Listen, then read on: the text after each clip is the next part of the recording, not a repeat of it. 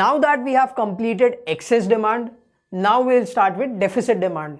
क्यों करना है डेफिसिट डिमांड? क्योंकि चैप्टर के नाम में ही है एक्सेस एंड डेफिसिट डिमांड, तो डेफिसिट डिमांड भी देखना पड़ेगा। ठीक है, एक्सेस डिमांड का मीनिंग मैंने आप लोग को क्या बताया था? जरूरत से ज्यादा डिमांड। ठीक है, तो डेफिसिट डिमांड का क्या मतलब होगा? जब हमारा एडी एएस से कम होता है। पहले हमने क्या पढ़ा था? When our AD is more than the AS. Now deficit demand का मीनिंग होता है when the AD is lesser than AS. Definition भी देख लेते हैं। Deficit demand refers to the situation when AD is lesser than AS corresponding to the full employment level of output in the economy. That means ऐसा situation जहां पे हम full employment पे काम कर रहे हैं, ठीक है, but still हमारा जो AD है that is our aggregate demand, that is lesser than the aggregate supply. ठीक है, मैंने आपको क्या बताया था? इक्विलिब्रियम कब आती है? When AD is equal to AS. ठीक है, when AD is more than AS तब क्या होता है? Excess demand. And when the AD is lesser than AS तब क्या होता है? Deficit demand. Deficit demand gives rise to an deflationary gap. ठीक है, एक्सेस डिमांड क्या देता था हमें? Inflationary gap. डेफिसिट डिमांड क्या देगा? उल्टा है तो उल्टा करेगा, ये देगा deflationary gap. It will give you deflationary gap. Inflationary gap का क्या मीनिंग था? Increase in the general price level in the economy. तो डिफ्लेशनरी गैप का क्या मीनिंग होगा? Deflationary gap refers to the gap by which AD falls short of the AD required to establish the full employment equilibrium. ठीक है, मैंने क्या बोला अभी आपको? डेफिसिट डिमांड का क्या मीनिंग हुआ? जरूरत से कम। जरूरत क्या थी हमें? एक ऐसे AD की जो AS को मैच करेगा। क्यों करेगा? बिकॉज इक्विलिब्रियम तो तभी अचीव होता है ना when AD is equal to AS। तो हमें ऐसा AD चाहिए था जो AS को इंटरसेक्ट करता, मैच करता, ताकि हम इक्विलिब्रियम पे पहुंच जाते हैं।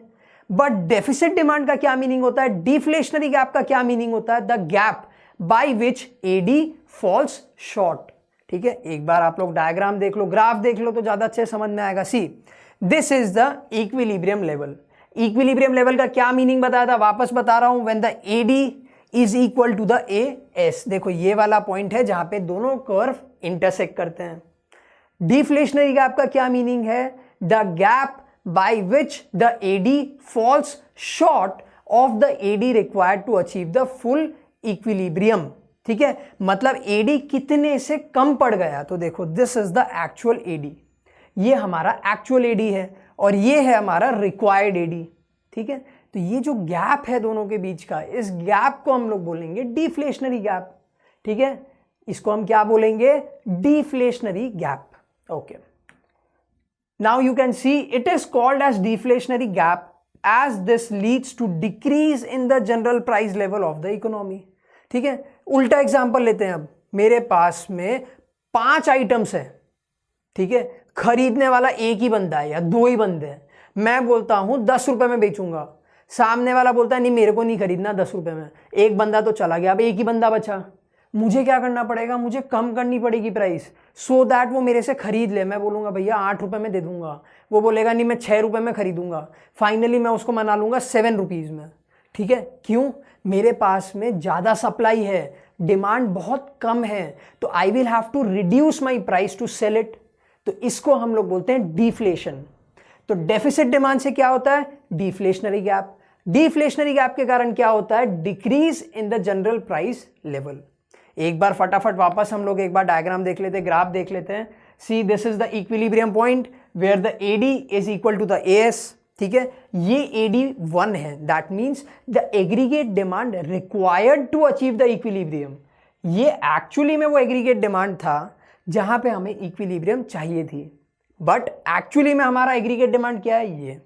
ठीक है, तो कितने से कम पड़ गया है? वो गैप को हम लोग बोलेंगे डिफ्लेशनरी गैप।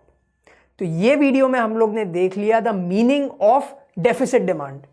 नेक्स्ट वीडियो में हम लोग देखेंगे कि what are the reasons of deficit demand.